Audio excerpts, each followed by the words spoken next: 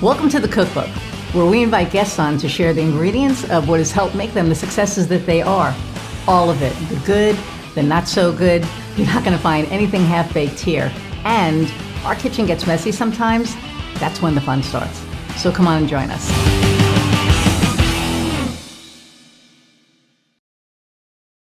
Hey everybody, and welcome to another episode of The Cookbook. I'm your host, Iris Goldfeder, and I'm super excited about my guest today. Laura Livingston is, she's probably one of the, I love her. She's just an awesome person. We met this year. We've spoken a few times, and she's just very special. And I think that you'll glean that from our conversation. So I'm going to read her bio and bring her on. And Skylar's going to have something to say. Okay. As a mindset and business coach, Laura helps visionary entrepreneurs and small business owners who love what they do to create more fulfillment, impact, and profit. So you worried about the 50-year-olds coming in, and I got the dogs here, so we're good. Most people come to Laura in the middle of a business transition, a pivot, or a deep desire to take their business to the next level. Laura's magic is in helping her clients to think differently and think bigger. Whether it's navigating a pivot or making a pivotal decision, Laura helps you to make the right decisions for you and your business that serve your unique style, talents, and interests so that your work is not only impactful and profitable, but sustainable and fulfilling as well. Laura has worked with people going through change or creating it for her entire career. It's not just what she does, it's who she is. She's a free spirit and has a deep call for adventure that's led her to move many times and travel the world. Her two true loves are international travel and scuba diving. She now lives in Roatan, Honduras, which we are going to get there one of these days, a diver's paradise, with her cat George, who is 17 and the real boss. As a psych major for life, she has been trained in coaching, crisis counseling, hypnotherapy, Reiki, yoga, meditation, EFT, and she's an avid reader of all things personal growth and development. Ask her for a book recommendation. I have a book recommendation for you. She spent 18 years in change management and organization development, consulting, and HR before starting her business in 2017. It's a lot. Okay, so without further ado, let's meet Laura. Wow. Hi, Iris. Thanks for having me. No, thank you for being on. You've done so much, and I have a book, and I put it. Oh, you know Carrie Johansson, right? I don't know Carrie Johansson. You need to know. I should know Carrie Johansson. Okay, you should totally know her because she wrote this book, and it's my first time plugging this, but it's called Self-Help.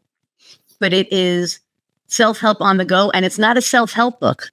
It's not like where you have to read every single page to get the help that you need. It's whatever you're feeling, whatever you're going through, there's a page about it. So it's feel better, calm your nerves. So you go to page 3 and calm your nerves, and then you read it. And so whatever you're going through, there's a chapter in here that applies to it. So you don't have to sit and read the whole thing. You can just pick it up whenever you're having a day. Like I had a day yesterday and I picked this up. And it helps because it makes you, it kind of makes you realize that A, you're not alone. Mm-hmm. And B, there's a way through it. And I just did a podcast with Catherine Morales last week, and our thing was you have to go through it to go to it. Mm-hmm. Right. And that's what that kind of helps with. Yeah. But enough about that. Let's talk about you. Let's talk about you and our recommendations. Yeah. We can talk about books all day. But I want to talk about you. You're my guest and you're awesome. So, and that hammock is making me jealous. But anyway, go ahead. Yeah, the hammock is, I moved into this house about a year ago, and before I put anything on the walls, I was like, oh, I need some sort of background, until I hang the art and stuff. And so I just flipped my desk around what I thought would be backwards. And everybody loved the hammock, so I'm keeping it. I live on an island. It makes sense. Yeah. I mean, yeah. And it makes everybody looking there go, yeah. So how do you keep people from coming to visit you? Because I mean, when they see that hammock and they're like, when can I book a flight? So we do have a busy guest room. We take reservations. We plan in advance, but yeah, no, it's a joy. It's a real joy to be able to have people come down and awesome. Yeah. So, you talk about pivoting and I don't know if we talked about this, but I'll tell you the story and then I want to hear how you help people. But we have a local business and I love talking about them because the pivot that they made during COVID was incredible because a lot of restaurants around here closed. And Mary and Teresa and, oh my God, she's going to kill me. Cheyenne. She'll be like, I heard that you forgot my name. Own a restaurant called Bistro 501. And they were thinking of doing a market beforehand, but they didn't, move forward with it or anything. And when COVID hit, they were like, we have all of this produce, we get all of these things. So why don't we, because the restaurant's not open, and they were very cognizant of the pandemic, of, everything that was going on. And they were like, you know what? Let's make a market. So what they did was, but like a market on wheels. So any of the produce that they got, any of the meat that they got, like anything, they created a delivery system. And it was amazing. So you got like farm to table, produce and cheese and all of this. And then with every order, they would put in a roll of toilet paper and a little bottle of hand sanitizer. And it kept going. And then they eventually opened up like one night a week. Like they were very careful about what they did. But the pivot that they made kept them going, right? And now they have like the market. They like have a market right, next door to the restaurant. And they blew it away. So I couldn't believe it. I was just like, it was so amazing. So to me, that's an amazing story about a pivot. And so, as a coach, like, talk to me about pivots that you've seen or that you've aided and stuff like that. Yeah, I think I love that story because I think it's just such a great example of,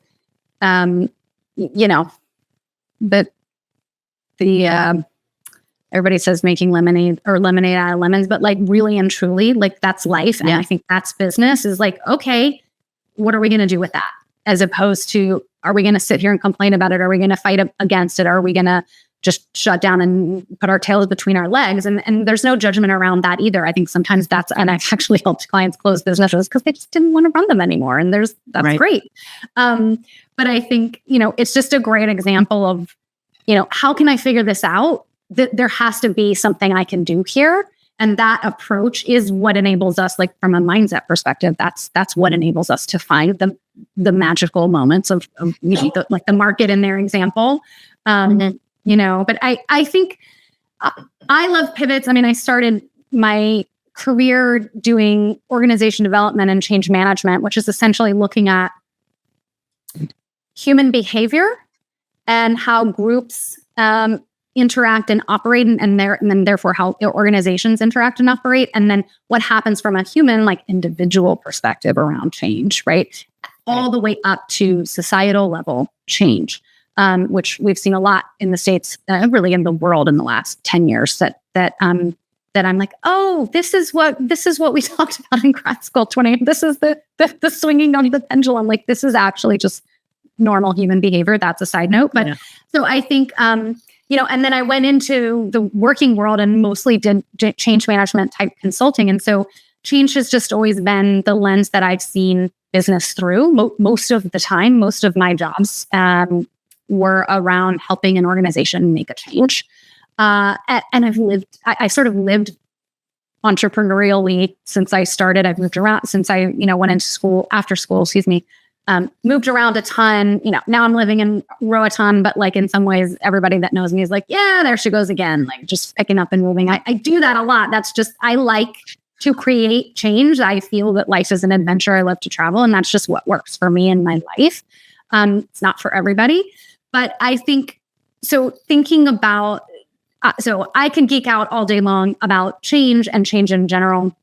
And I think what I really love, like I love a good pivot, but I love a good pivot where the end result, because it's, it's the kind of thing that like, it sort of is how do I want to say this? Like, it's so easy to like tell the end of the story, right?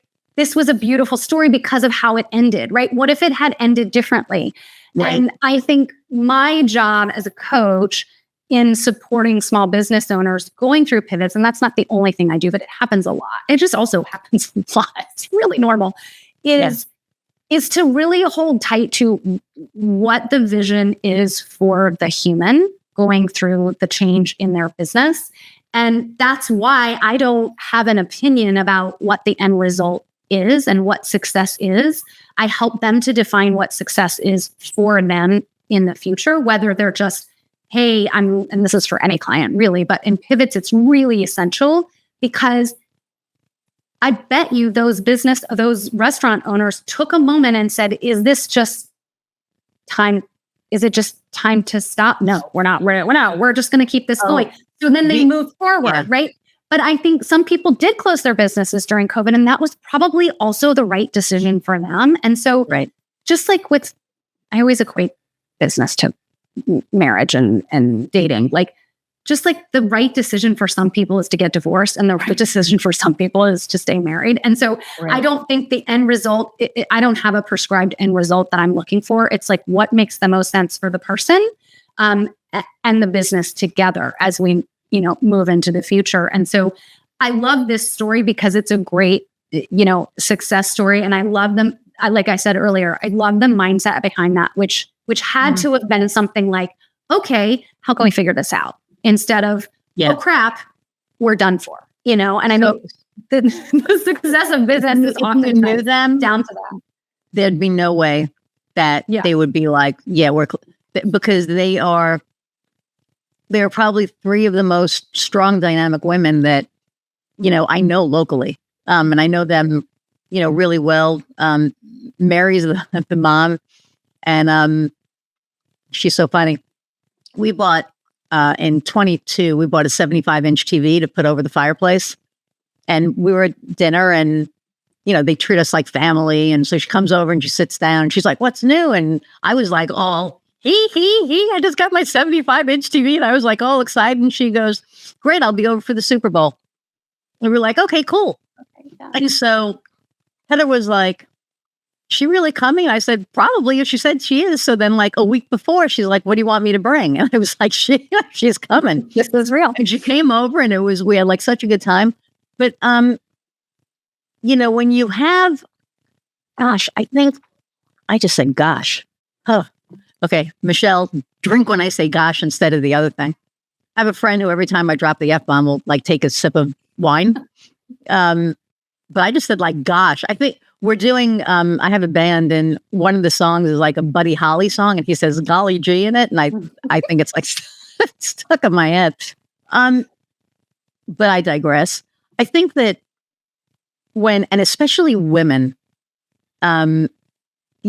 because we're essentially raised to deal with that's enough, right? Like to accept that's enough.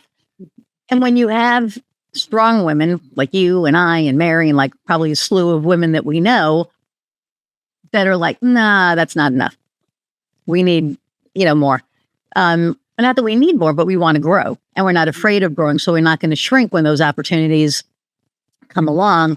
And I think that that's what happened with them was rather than seeing it, and I said this in the podcast too, rather than seeing obstacles as these, stopping stones, use them as stepping stones.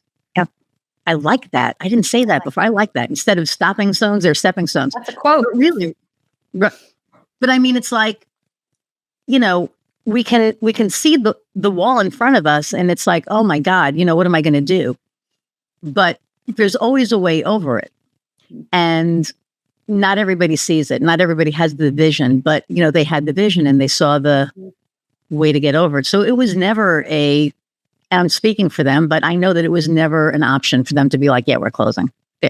Well, I think that's also kind of, back to like very basic business practices, but also the mindset behind it of what's your vision?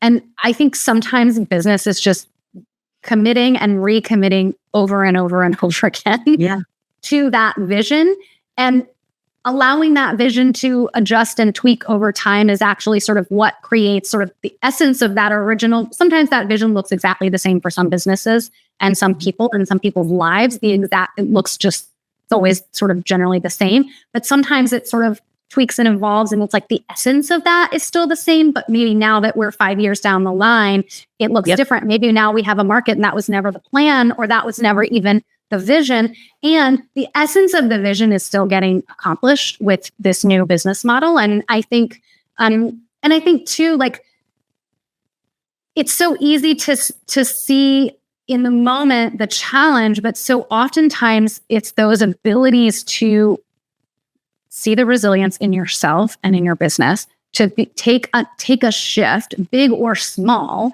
that gives you that growth. That once COVID shifted again to, okay, we're back in restaurants, et cetera, they had another pivotal decision of, well, are we just going to go back to the restaurant, right? Which a lot of people did. They went back to their original models. And some people said, actually, this is more expansive for us now, and we're going to just run both. And this is not. And so I think it's just I think so much of our work, when we're doing work that we love, so much of it comes sort of from us and through us, if you will. And I love helping people sort of just stay with that while also, doing the business side of things, like making money and making strategy decisions and things like that. But I think the other element that we always must pay attention to, and COVID was an obvious one. I mean, it was an obvious slam, but I think we always have to pay attention to sort of the environment as it's shifting and growing, but also how we are shifting and growing in our relationship with the environment over time. Yes. And so often a lot of the pivots that I end up supporting people through are the less obvious ones and more the ones that come through you around, okay, I've been doing this for 5 years and there's something, I still love my work, but there's something else I want to do too, whether that's just write a book on the side, right? Or add a slightly different, and sometimes it's like the slightly different offer, or sometimes we just don't know what it is. But I think when you do work you love, you notice when you're not loving it quite as much. Like, and it can be a 2% change, but you feel it because you know what it feels like to be really sort of in your zone of genius, to use Gay Hendrickson's term. And so I think sometimes it's a really obvious pivot that you're forced to deal with because it comes to you, right? Like you're just kind of, it's happening to you, for lack of a better word. And then sometimes it's something that really kind of comes through you as you grow and evolve, as your business grows and evolves. And you're like, I kind of fell into this offer that I've got going on over here. And I got to really be honest, like that was fine for a while, but that's not my zone of genius. Like I'm good at it, but that's not what I love to do. And do I have the courage to go back to basics, go back to that initial vision and what I still want to do, what still lights me up, and to put that back together? And sometimes it's just about retiring an offer. I mean, it can be that simple. But we don't always know what the action is to take. And we certainly don't always know what the final answer is, right? Like the end result of that beautiful story you told, right? The happy ending. And I think it's that messy moment of like, okay, yeah, whether I know exactly what it is or not, something's got to change. And I think that's where I get really excited to work with people. And that's where I feel that my work is in that, great, what does need to change? Because also sometimes things don't need to change. Sometimes it's just your mind, right? Sometimes you just need a minute to look at it differently. And so I love the mystery and the detective work of looking at the business from a practical business standpoint, and looking at the human from a human standpoint and seeing kind of like, where are the places where things are feeling good and where are the places where we have opportunities to, just make it better or to let go of something. Yeah. And it's funny because I went through my own weird pivot this year when I, did the offer for the, as your website effective thing. And we did the workshop, which I'd never done before. And it went well, but I realized I gave the cow away with the milk. And which was okay, because again, I don't believe in mistakes. If you learn, right, they're lessons. So now I know what needs to be done to fix that. But then I also realized that, I've been a guest on, I think I'm going on like 15 podcasts now.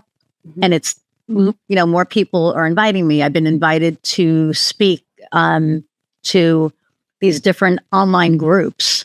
So I have like the National Institute of Social Media that I'm going to be talking about accessibility, which has become like my new love. It's like things need to be accessible. Like, why wouldn't you want your website, your building, your anything to not be accessible to everybody? So I love that. Doing a talk on that. Sorry, two hummingbirds just, I love them over here. But,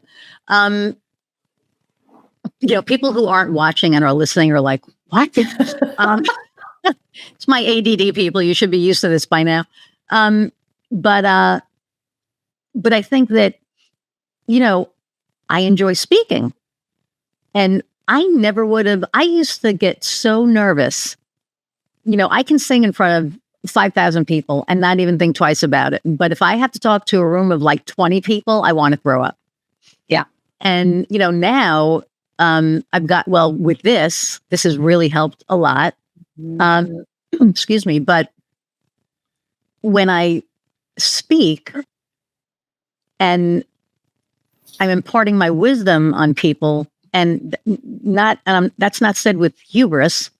I'm old. I've lived a lot. I've learned a lot. Right. So, but when I see that they're absorbing what I'm saying, oh my God, that's like, it's almost as good as singing in front of all those people. Right. It's like the same kind of feeling. But I still love what I do. So it's like, instead of, either or, for me, it's and. Absolutely. Like, I'm going to do this and it was a pretty eye-opening moment when I realized that, when they first asked me to talk, I was like, you want me to talk to these people? And she's like, you have like no idea, what you possess. And I went, no. So she goes, we're going to have another conversation. So, excuse me, I had another conversation with them, and we started talking, and she asked me all these questions, and I knew all the answers. And I was like, yeah, I really do know my shit, So not that I didn't think I did, but because I can help my clients. Obviously, I wouldn't be doing what I do if I, because for me, I believe, it's supposed to be about being of service to your clients. But to realize that, you have that breadth and depth to be able to also, disseminate the information in a different way is like, it was like a, moment. And I was so crazy excited. And I said to my wife, I was like, oh my God, I think I'm going to do, public speaking. And she was like, what? I said, yeah. So I was like, all excited. And she goes, okay, breathe. She goes, where? I said, right now online. But I mean, who knows? And she said, okay, because she's like, I said, 20 years.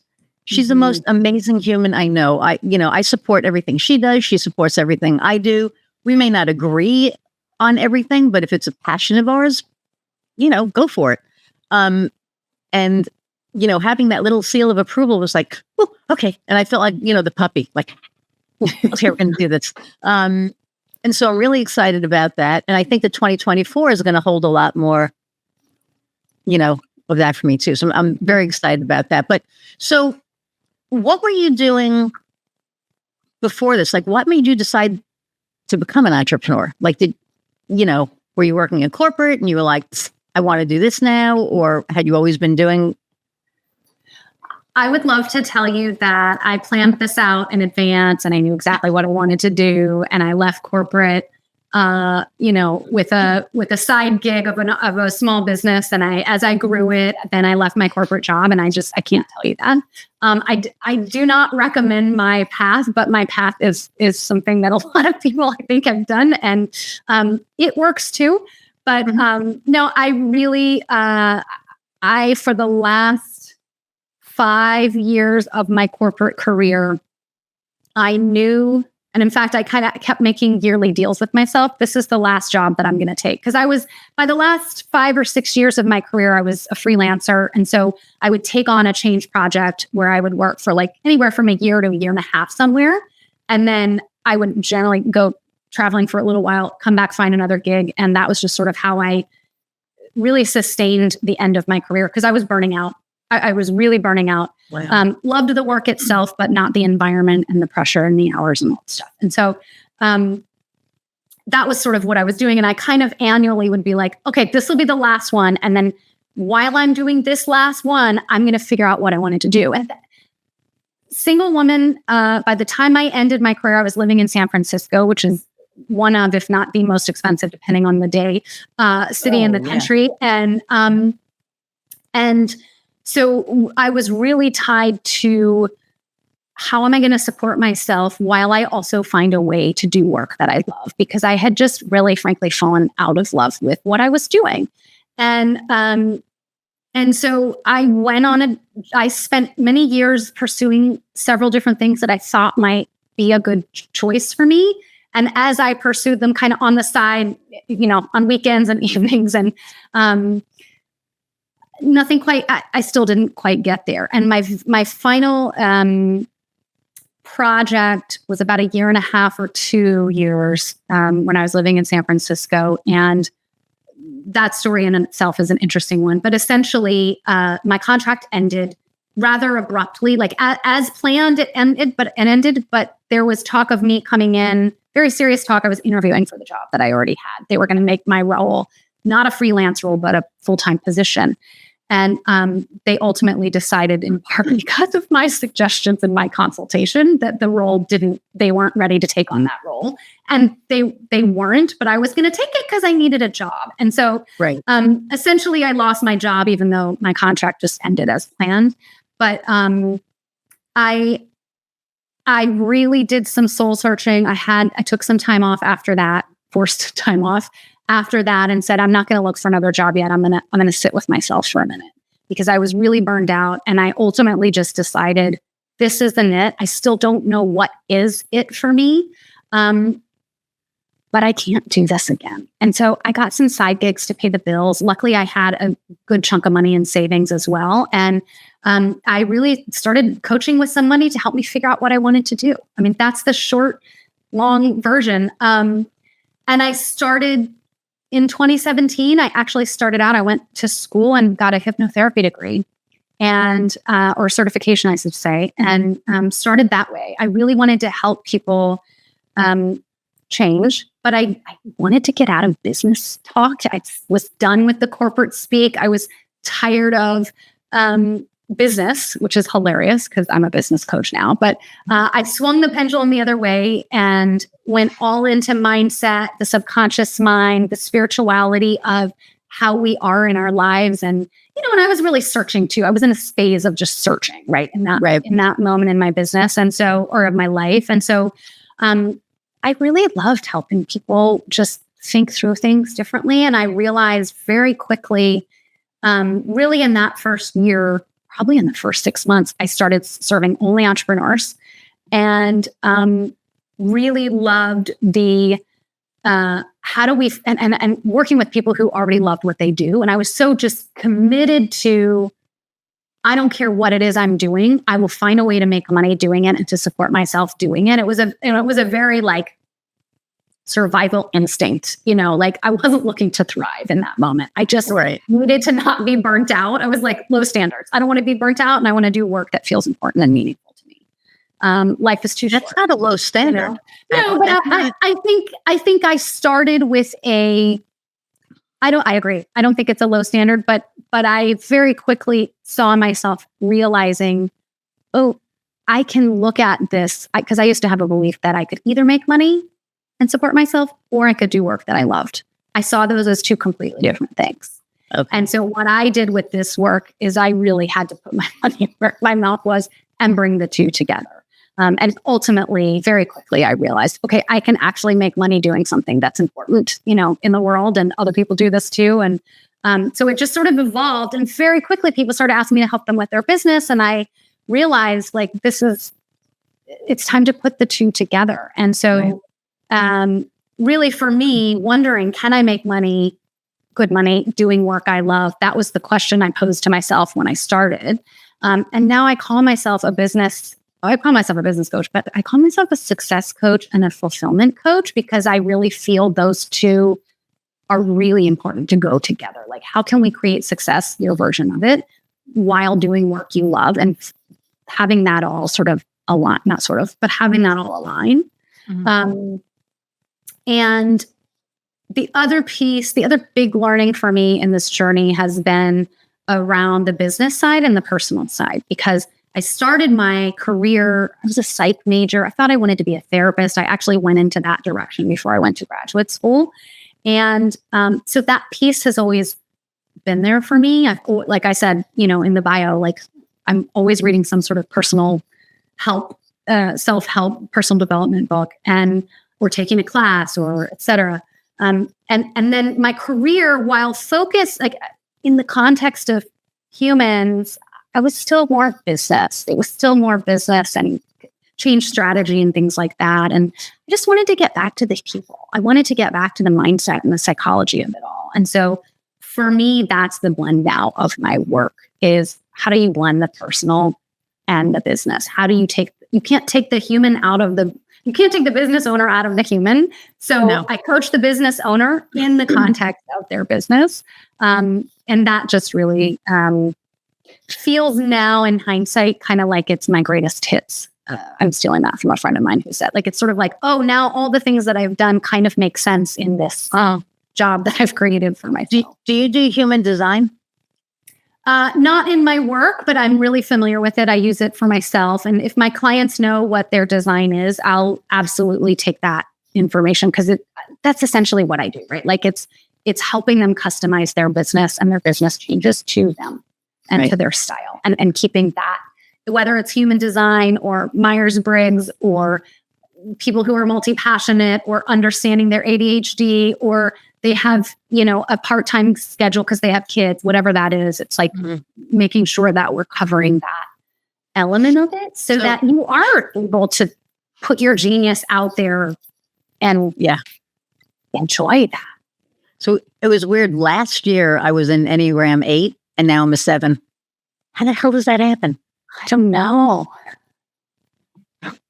It was like, what? Unless the first test I took wasn't maybe accurate. I do think, and I think with Enneagram, that was like that. That's a bit of a jump. I think with Enneagram, some of those, there's like I think with human design, you just are who you are. But I think Myers-Briggs is a good example, and this Enneagram is a good, and but I think some of them, you kind of are who you are, but as you grow, you take on more traits of other ones. And even with Enneagram also, like, I think the ones that you take traits on are the ones next to you. So if you were did you say 7 to 8? I was an 8 to a 7. 8 to 7. So that makes sense because they're right next to each other. There's something there that's part of, I'm not an Enneagram specialist, but there's something in that I remember. They're interesting. Because, when I became an entrepreneur, it wasn't by choice. I lost my job. And it was, do I collect unemployment or do I do something? So I, started my business, but, there are a lot of people out there that maybe they're in corporate and they're going, what should I be doing? Or they just lost their job. So what advice would you have for somebody who's thinking about becoming an entrepreneur? Yeah, I will say, I didn't say this in my answer to your question, but I had thought about being my own boss for many, many, many, many years. And I just always didn't go for it because I felt like I didn't know how. I didn't know how to do sales. That was the reason that I always sort of held back on it. And so it has been and was in my mind for many, many years of like, well, if I could figure out how to do that's a good suitable, sort of situation for me. But I guess my first piece of advice is entrepreneurship is not for everyone. And I think it's really easy to paint a picture of, we're all sold this like time freedom, money freedom thing. And while I actually believe you can I have way more time for my life and money for my life as well. There's a startup phase to this and you have to. And so I say it's not for everyone because I think you can do work you love without being an entrepreneur. Right. And I think if what you're looking for is to do work you love, follow the fulfillment. That's what I always say. Follow your fulfillment and then let the details sort of become clear as you follow that. Because if I'm meant to be a doctor, like I need to be a doctor. I need to work in a hospital or I need to work in a different environment. And that doesn't mean, maybe this is a bad example because I think some doctors are entrepreneurs, but I think I don't think entrepreneurship is the solution to all problems or to all desires. And so I think if you're on a journey of wanting to do work you love, that's the journey to be on. And then allowing the answer or the structure of what environment you operate in to fit you. And then if you do become an entrepreneur, that's how I coach my clients too. Like, how do we keep evolving and shifting what makes sense for you to fit you? But I also think the other advice I would offer is, I think it's if you're feeling called to do something to start a business, I can pretty much guarantee you two things, even though I think everybody has their own experience, but I can pretty much guarantee these two things. Number one, it's going to be absolutely more amazing, and more fun, and more expansive, and more inspiring than you think it's going to. Even if you think it's going to be all of those things, I think it's going to be even better because I set out to do work I love. Like, that was the only focal point that I had when I had no earthly idea what I wanted to do. And I thought that's what I wanted, and it is what I wanted, and it is, but it's been so much more beautiful than I ever could have imagined. I am a 10 times a better person and a happier creature as a result of going on this journey. And the second thing is going to be 10 times harder than you think. And I say that mainly from a mindset perspective, because I think there's some business basics we all have to learn in the startup phase. But I think once you get some of the basic things underway in the first couple of years, or however long, 10 years, whatever your business is, I think it's a personal growth journey, and especially if you're doing work you love. And I wouldn't have it any other way. And I think the hard personal journey for me has also made it that much more beautiful. So to me, those two things go together.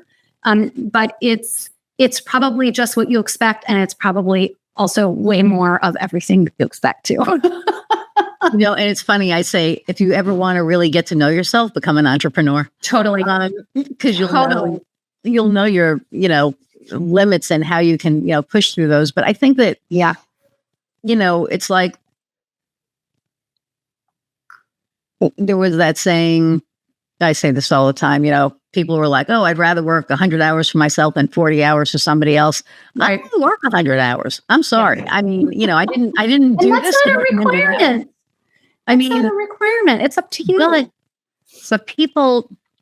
so I was at a Dames event up in Chicago. And Megan was in for it. And so it was like a whole bunch of us, and we're all, kind of hanging out. And there were these two business owners who were amazing. But she's like, oh yeah, I pushed like 90 hours this week. And Megan and I are looking at each other like, that's not a good thing. That's not a good, you don't want to work 90 hours. Like, that's insane. But I get that in the beginning, when you're first starting, if you don't have a nest egg that you're coming from, right? If you don't have that cushion or that net, I think that you do work 90 hours a week, and you do work with anybody that comes along, because you do need that business. I mean, I look at some of the people that I worked with when I first started, and there's no way in hell I would work with them now. But you learn too, years, right? Yeah. So you learn that. So for me, it's like, and my wife just like scoffs at this, and I'm like, you're in corporate and this doesn't resonate with you, but I will not work with somebody if our values don't align. Yeah. I will not do it. And we didn't have that freedom necessarily in corporate. I mean, I got to pick my project, but that's just because I said yes to the job, and that was different. You get to choose who was on your team. No, and I think, I also think, though, back to the 90-hour work week, like I do see people doing it across the board. Like I do see people, especially in the startup phase, and I don't tend to work with startup.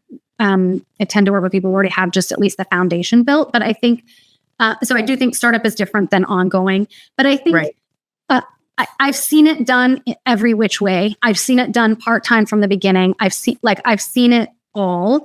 And so I think you really can create whatever it is that you want or need. But I also think like the most beautiful thing for me is I can work more hours if I want to. It's not just about I get to choose because I'm the boss, which is great, but it's also about what those hours mean to me and how they feel. Because when I was like, again, and I don't want to diss my corporate career because I actually really, really enjoyed it and I'm very grateful for it. But I think when I was in moments of overwork and doing work that I wasn't loving, I was doing work. I'm going to go back to Gay Hendricks, like zone of excellence or like whatever is below that. Like I was good or great at what I was doing, but it didn't mean that it was like the thing I'm the best at, which also meant that it wasn't the thing that brought me the most joy.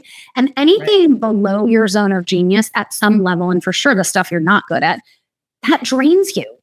And a 40-hour work week in corporate, which I typically worked a lot more than that, but a 40-hour work week in corporate for me today would be infinitely more draining than a 60-hour work week now in this business. And I work part-time. I work like 25, 30 hours a week.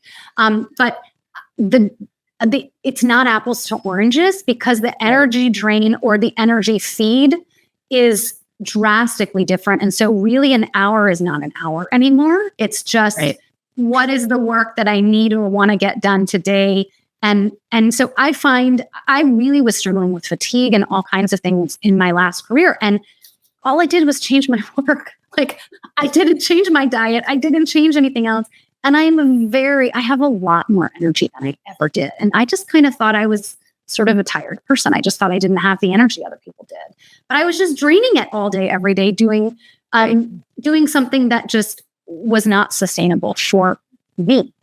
And so I do think, and that's why fulfillment is so front and center for me and my work, but then also in my work with my clients, is because when you can, not perfectly, right? Like there's always going to be something you don't want to do that you need to do. Like it's not about that. But when you can just keep dialing up the fulfillment and the time that you spend in your zone of genius, not only are you enjoying yourself, but like you were talking about when you were speaking and when you're in your band, like part of fulfillment is doing the work that you love, but part of fulfillment is that feedback loop of people receiving your work and you seeing the impact and the meaning. And that's what creates the beautiful give and take. And that's what it's really all about. And so I could serve more clients. It's that energy exchange, right? I mean, that's what for me, serving clients now one-on-one, I could do that way more hours a day than I could being in a meeting in my corporate job, because it's just a completely different amount of energy. So I do think that's the other piece. And for me, when I started, I did work a lot of hours that first year, and I had the best time. Yes, there was frustration. Yeah, there was a lot of stuff I had to figure out and didn't know how to do, but I was still like, I still pick this any day of the week. This problem is a problem I choose any day over my former career. And so I think that's also what helps, just back to that conversation from the ladies at the restaurant, like that recommits you to your vision, right? Like when you're doing what you love, then I don't care. Like I used to have a no work on weekends policy. Now I might take Monday and Tuesday off because I can, and then I don't mind. Then it's not even a trade-off. It's just like, sure, I love doing what I did on Monday. You're switching. And I love doing what I do on Saturday. Like it's fine. Exactly. And so just that trade-off, that opportunity to just see, like you can just find your own way, but also you can that when you enjoy something, work becomes a different word. You know, I said that when I started my business, like, I want to call this something other than work. And I stopped saying I have to work today, or I got to go to work at whatever time. And I would say, I'm going to work, or I get to work because I love my job. I don't have to. I just get to. And there's a huge word. I hate not, hang on, I would look at who it is, but they said, you know, if you love your work, you'll never work a day in your life. And I saw the thing Ziegler, I can't remember your work. You know, I hate doing that. You'll never work a day in your life. I love Google. Who said it? Doesn't say who. Oh, here it is. Mark Anthony. Is it the Mark Anthony? I don't know. Okay. Well, listeners, if you know who this Mark Anthony is, please let us know in the comments, because I have like no idea. It's true, though. It's really true. And I really think when work is fun, when work is meaningful, that is a gift that you give yourself, because we spend time there. My listeners have heard this like a million times, because this is like my favorite story, but this was my aha moment. So like 3 years ago, I always give at Christmas time, I always give my local and soon to be, you know, now my national clients, I'm going to be sending them stuff, but I always bring like some kind of a basket or something to my local clients for Christmas or for the holidays.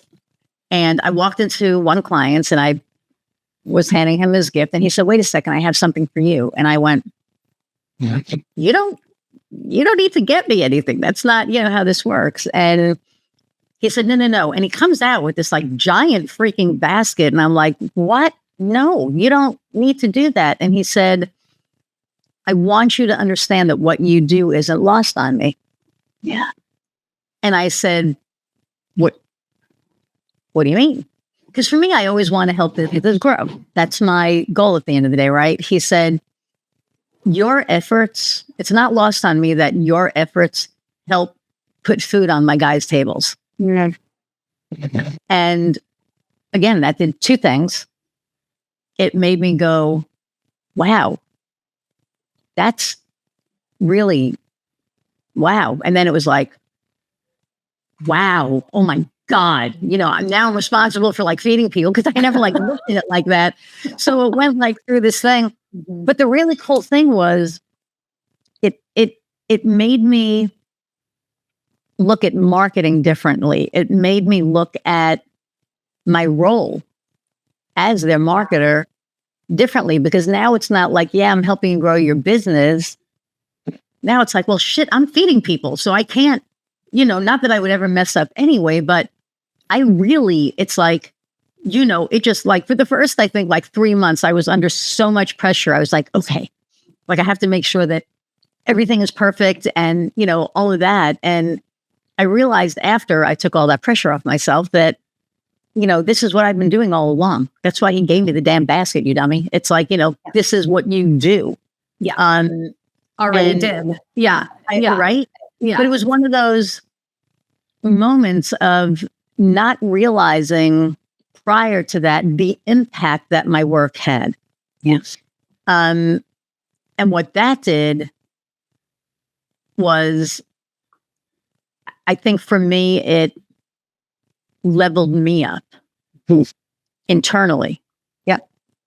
And I remember I got home and it was so funny. Like Heather probably some days is like, what is wrong? Like you married this. So, but, I'd be like, oh my God, I'm putting food on his guy's table.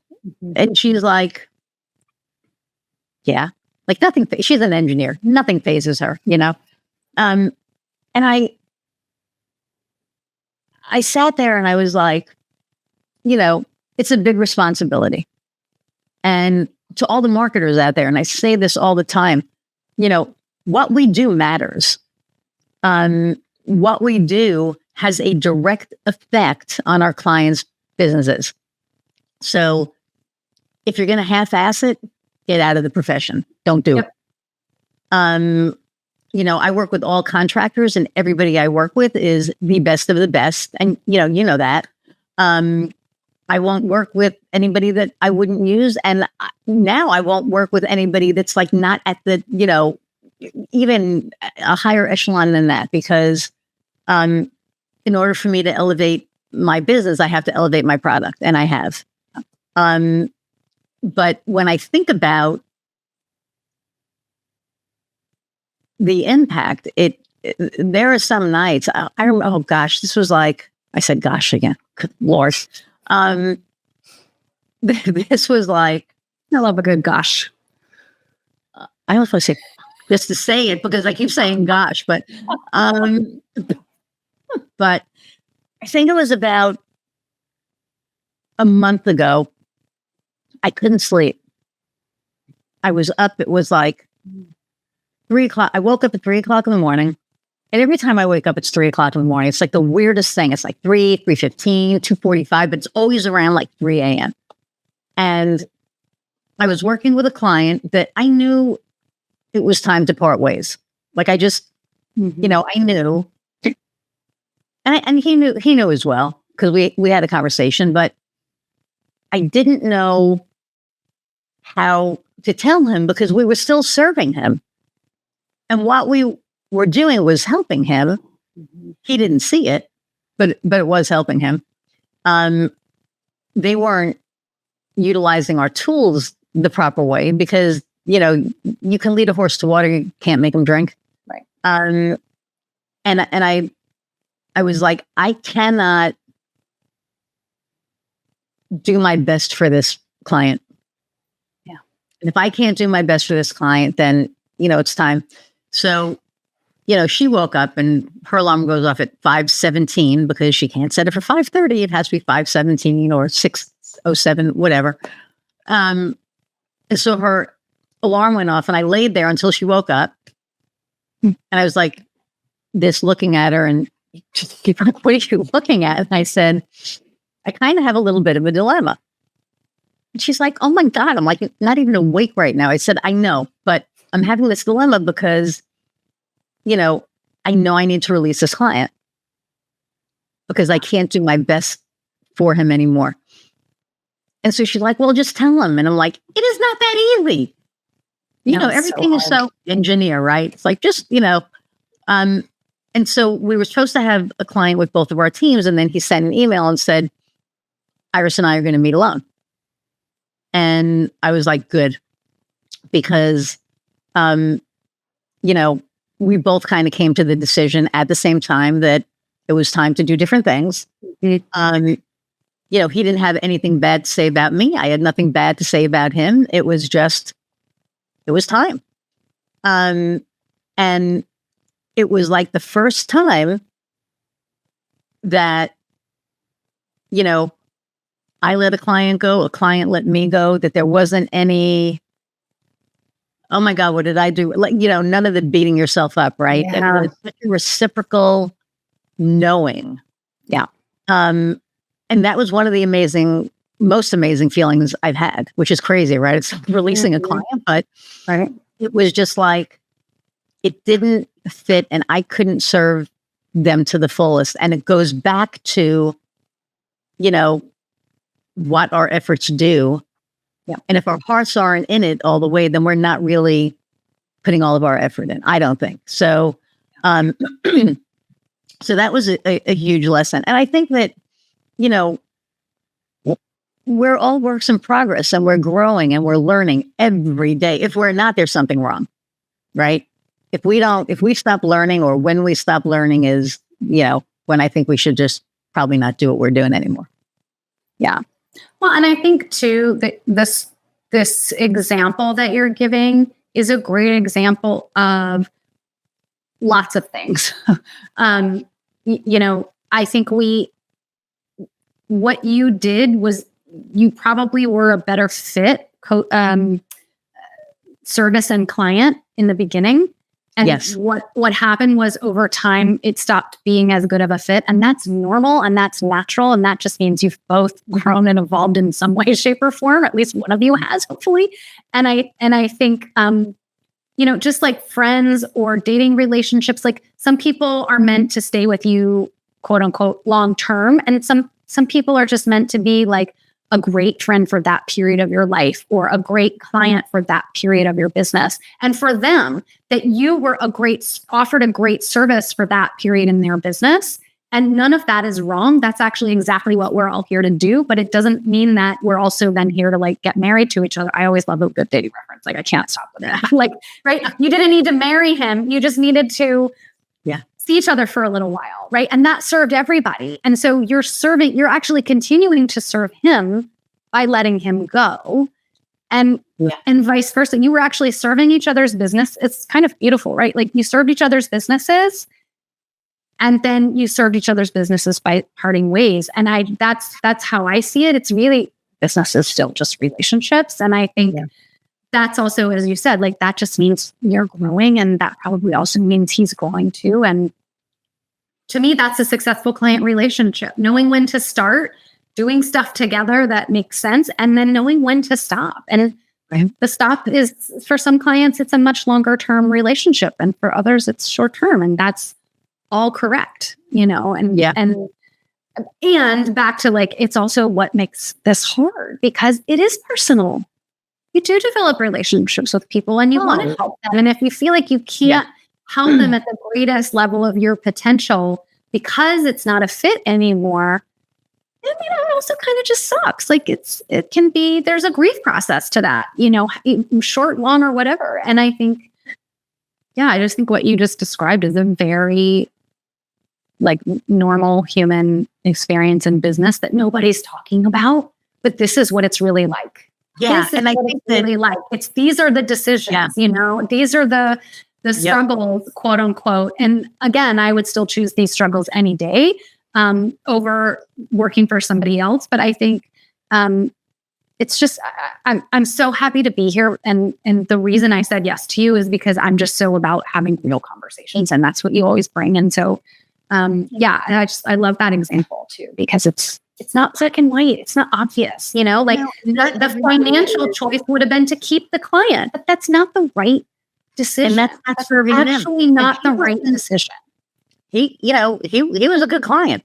I mean, it was, when I kind of, I told Kofi, I was like, so, this is what I'm doing.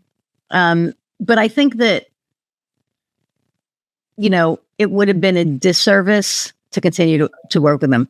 And I think that as business owners, people don't look at that. They look at, ooh, what's the client I'm getting? Ooh, what's the, they don't look at the, ooh, what's the client I'm losing? Oh, shit, I just lost a big client. But the funny thing with that, because the universe, as you know, works in very strange ways, I got 2 clients that, doubled what he did. So it was just one of those. And of course, it was around the time of I think it was the last full moon, where it's like you let go of things that no longer serve you. It was crazy. It was just like, okay, I'm listening. I see that happen I don't know about you, but I see that happen all the time. It's happening now with one of my contractors. And we'll talk about that offline. But it really happens all the time. And I think there's a practical sort of reason for that, right? Like, you had there was a spot filled on your client roster, right? Like there's that sort of element to it. And I think, I don't know. I think from a business perspective, like there was a spot filled, but energetically there was a spot filled. And so when something is released, it just opens up space for the thing to plop the right thing in there. to come in. But I also think too, like you honored your craft, you honored the service that you provide so deeply and so beautifully that you were willing to say, and I do think sometimes we just have to say no to a client or to more money or to something that seems in the short term or on the surface like we shouldn't say no to, but is also the right decision. This is such a beautiful example of that. But like, I think you honored that by saying, I honor this so much that I'm going to say no to what is not a fit. And that just meant that you were saying yes energetically and otherwise to what was a fit. And so, I see that happen all the time. And it's such a funny, mystical experience, but it also just makes perfect sense. Like subconsciously even, right? Like subconsciously you were saying, this doesn't fit. I want clients that fit. Boom. I put it out to the universe. Right? Like Fabienne is like, you are a crazy manifester. She's like, I've never seen anything like it. You put something in the universe, it's like, you need to be careful what you say because what you say happens. And it's happening now. Like with one of my contractors, I was like, this is toxic. I'm just not happy with it anymore. And, we're about to part ways. So it's just like so weird. And I'm not angry. I'm disappointed because I thought it was different. Mm-hmm. I'll try to be generic because I don't want to, put anything out there. But I thought it was going to be different, and it's just not good. If you don't make me a priority, then you're not making my clients a priority. And if you're not making my clients a priority, bye. I mean, that's just because my clients are number one, period, end of sentence. Yeah. There's the two most important things in my life, three most important things in my life, in this order: my wife, my dogs, my clients. Yeah. I mean, that's my friends, but that's, you know what I mean? So it's like, and if you're not going to honor what you say you're going to do, I don't want you, in my purvey. So, but anyway, so what's your differentiator? Like, there's so many, coaches out there, right? So what makes Laura different? I feel like I answer that differently all the time, but I think today I'm going to say, I think what makes me different is I really do understand the blend of getting to know the person and how they tick and their work really, really deeply. Like I joke that I stalk my clients because I will be like, yeah, remember you said this on social media? And they're like, I said that. Like I really get to know them. Right. I'm like, yeah, it was something about this and it had a green background. Like I am on their websites. I am on their stuff, not because, and I'm actually like, I'm not a micromanager. I'm actually like a very hands-off coach in that way. But I think because it's so important to know who I'm coaching and to know them at such a deep level, because the right decision for one client, like I will make the same exact recommendation in reverse for different clients. Right. Because of who they are, even if they have the exact same business model, it's not about business, and it is about business, but it's about putting the two together. And so I'm really good at business. I'm really good at people, but what I'm really good at is the mixture of those two and understanding how to customize from an action step to your mindset stuff to like, no, you can't create any more offers this week. Like we're not doing anything new, right? As much as I love a big change, helping my clients know when not to change, and really sort of encouraging them in the direction that they need to grow or that their business is asking them to come to the next level with. And so I think it's that blend of the two that's kind of where, or isn't kind of, is where I think I am different, because I think there's a lot of people who are good mindset coaches and a lot of people who are good business coaches, but my specialty is sort of right in that mixture. And that's also why I only work with people who love what they do and who have that mission and that deep sense of commitment to their vision, even if they don't know how to get there or they keep changing where they're going or whatever, that's fine. But there's something in them with that fire is lit within them. That lights mine, and then we're off and running. And then they can just keep coming back to, okay, what's the vision? Okay, what lights me up? Okay, how can I serve my clients? Then how can I serve the business? And when we look at it from that perspective, we can just really do what we really want, what's really underneath, what we're driving towards. So where can people find you? I really love to play on LinkedIn. I'm probably just as active on Instagram, and I'm seeing the stuff across the saying if you're watching the videos, and it's Laura Livingston Coaching, really everywhere, Facebook, Instagram, and LinkedIn. Cool. Well, thank you. Like, we're over an hour. I mean, we're a little over an hour, not too bad, but because we had we were futzing around before, but thank you so much for taking the time out of your Honduras stay with you could be laying on a hammock instead of talking to me. So I'm very flattered that, you agreed to be here. The last question that I ask all my clients is, what lights your fire? Yeah. In work, it's working with people who are also lit up. I feel that there's just this really neat sort of like back and forth that happens when you're both really lit up about what you do. And so that was the first intention that I set for my business when I started it. And that's why the people I work with are also the people that are super lit up. So that really, to me, that's my fulfillment, is like, that's how I get that feedback loop. And how I get lit up. And then when I'm not working, I prefer to be underwater. I really, really, really love to scuba dive. That's why I live on this island. And that's what lights me up on the side. That's awesome. Yeah. Well, thank you so much for being here. Hang on. I'm going to say goodbye to the audience, and I'll be right back. Okay. So everybody, thank you so much again for hanging out, an hour plus. To my friend Michelle, I think I might have, switched out the F-bomb for gosh. I don't even know what to do about that. But for everybody else, I appreciate you listening, and you guys are downloading. We're at close to 3,500 downloads.